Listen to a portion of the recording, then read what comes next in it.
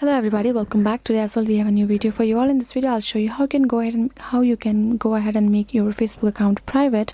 But before that, please do make sure to like our video, subscribe our channel, and yes, without any further delay we'll simply start our video. For the matter, let's go ahead, open our Facebook app first. And the one thing that has to be noted here in the Facebook is that we don't have a particular switch option just like in Instagram and in TikTok app. For the matter, we'll have to go to our, and then afterwards you will be able to find this kind of interface. Go ahead, tap on the settings icon given over here, and you will simply scroll down till you find this audience and visibility option. Go ahead, tap on this, how people can find and contact you. So basically, to make your account private, you can see who can see your friend list. This is the option where you can turn this audience to, you can see it's only me, so only I will be able to see my friend list. Make sure to turn this to only me instead of public, and then you can see who can send you friend request. Tap on this arrow icon as well and make sure this is the least closest to private is friends of friends instead of everyone's. Good to go if you would like to be private. Again, you can see who can look you up using the phone number you provide. You can also turn this option to only me right there, and then you can see allow search engine outside Facebook to link to your profile. If you would like to turn this off, you can as well do it, but basically these are some of the main settings for you to turn to only me so you can be a private right there. And you can see this followers and public content as well. Go ahead, go to that option, and now you can see this who can follow me. So I have a public. You can turn this friend as well,